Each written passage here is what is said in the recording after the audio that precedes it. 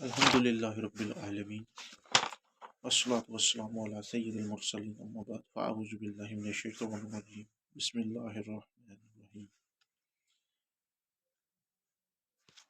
آج میں نے آپ کے سامنے بہار شریعت میں سے کچھ مسائل آپ کے سامنے رکھتے ہیں، جس میں سے کھانا کھانے کے فضائل،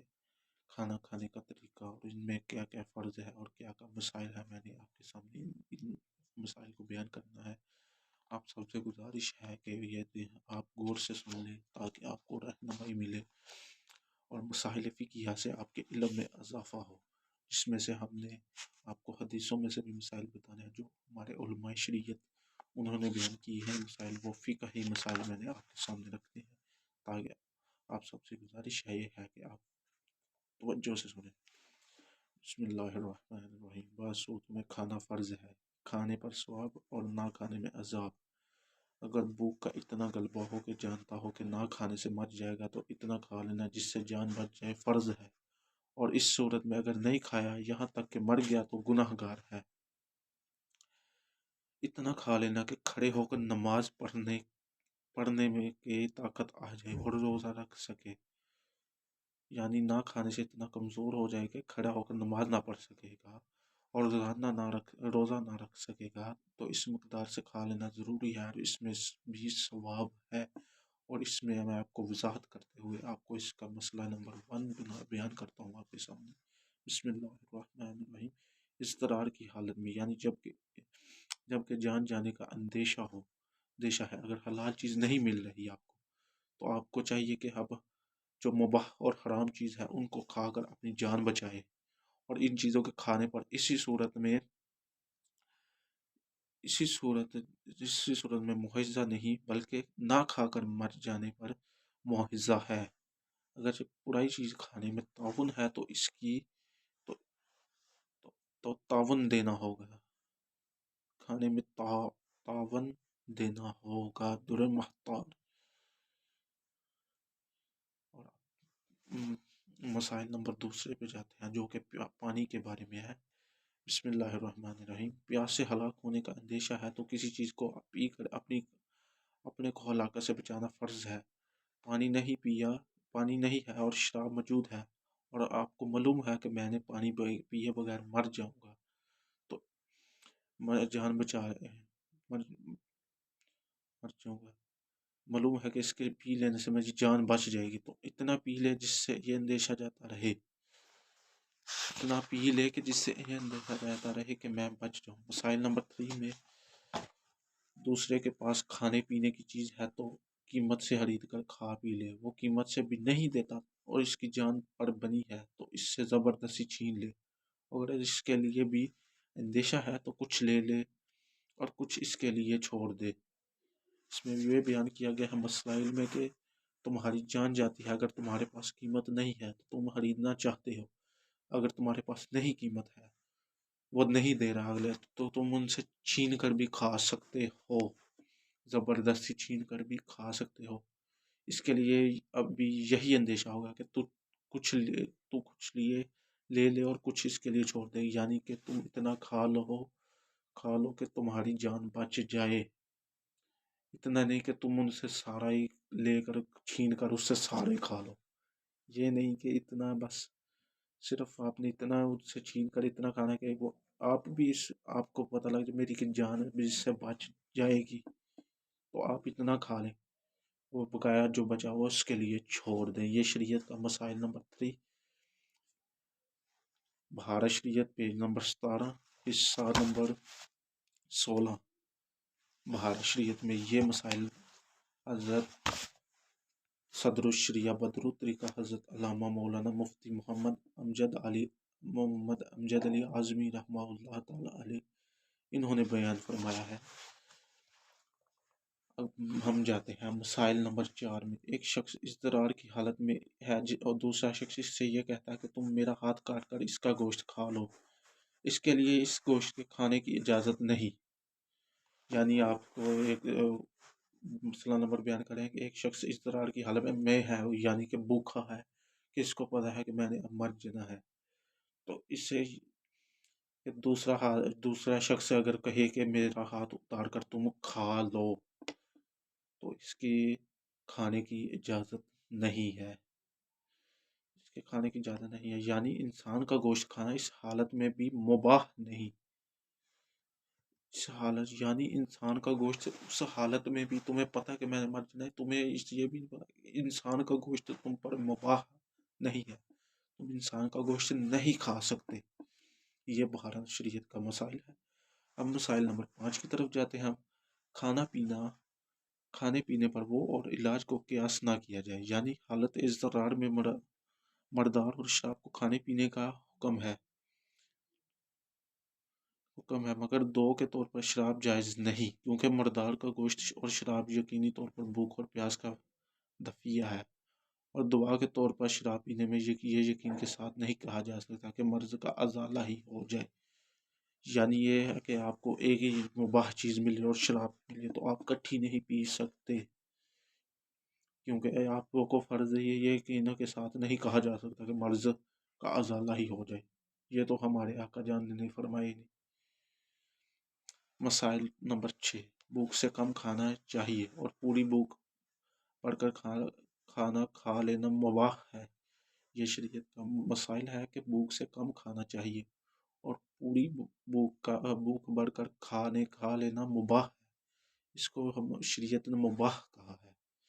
یعنی نہ ثواب ہے اور نہ گناہ، کیونکہ اس کا بھی صحیح مقصد ہو سکتا ہے، اس کا بھی مباح بھی نہیں ہے اور گناہ بھی نہیں ہے، یعنی نہ ثواب ہے اور نہ گناہ ہے اس میں، کیونکہ اس کا بھی صحیح مقصد ہو سکتا ہے کہ طاقت زیادہ ہوگی اور بھوک سے زیادہ کھا لینا حرام ہے، اور یہی مسائل آگے جا کے انہوں نے بیان کیا کہ بھوک سے زیادہ کھا لینا حرام ہے۔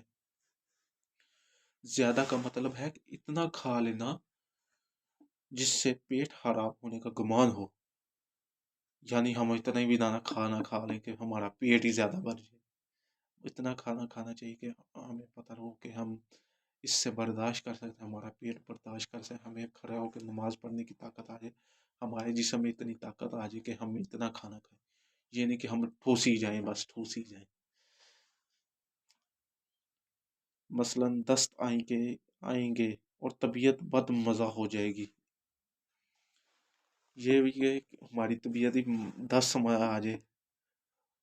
اور بد مزہ ہو جائے، اتنا بھی زیادہ نہیں کھانا چاہیے، کیونکہ یہ شریعت کے مسائل ہیں۔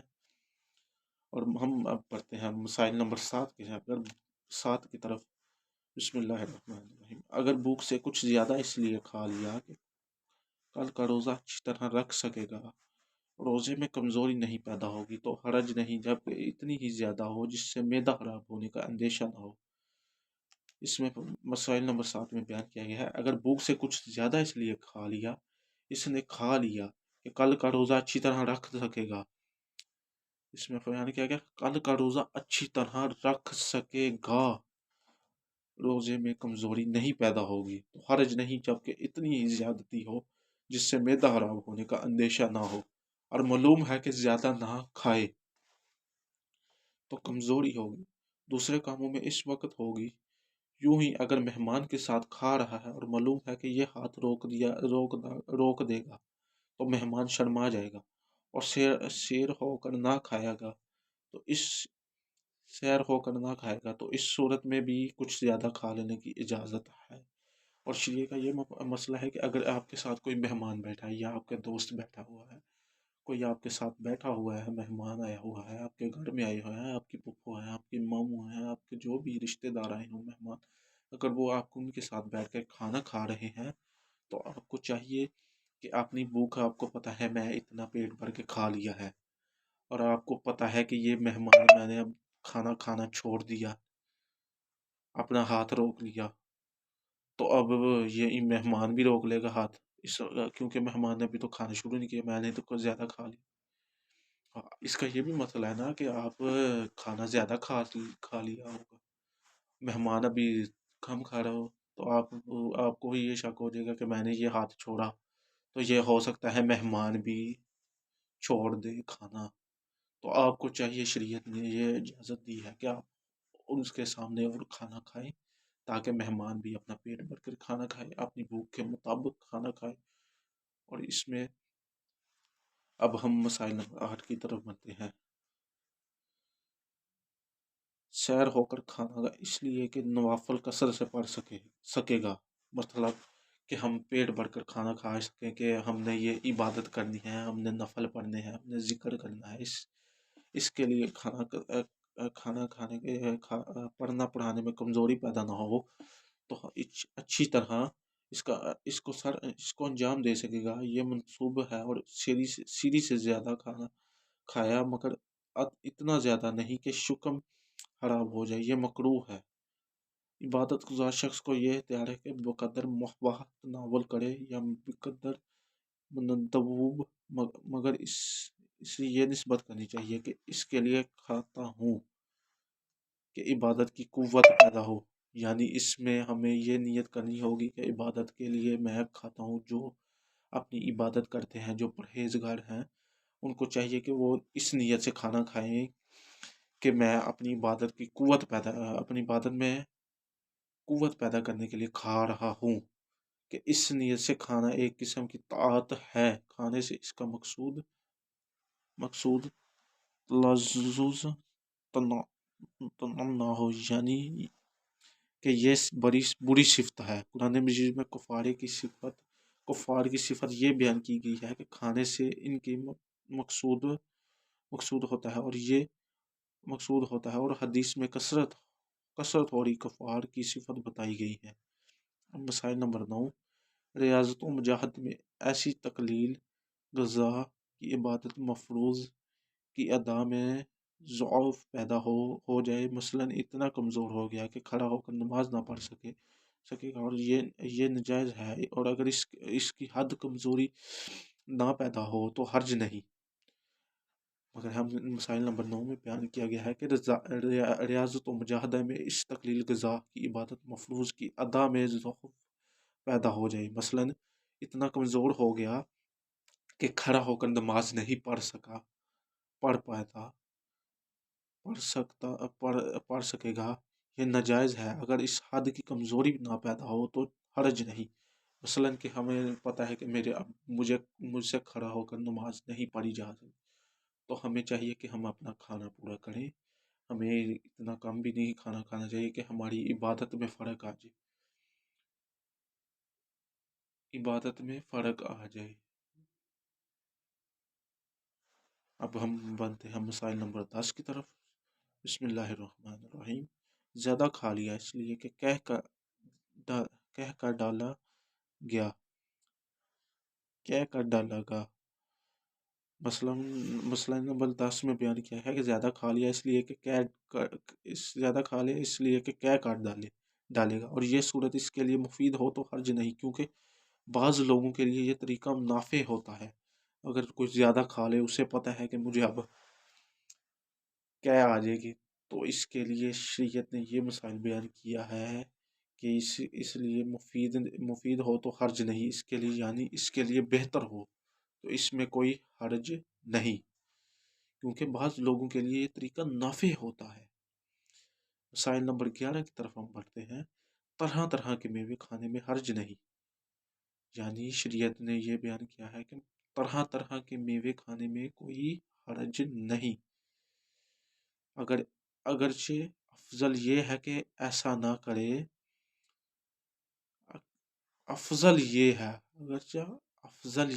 کہ ایسا نہ کرے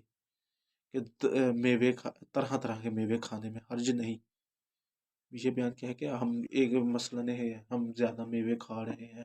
سردیوں میں ہم زیادہ سے زیادہ میوے کھا رہے ہیں، تو اس سے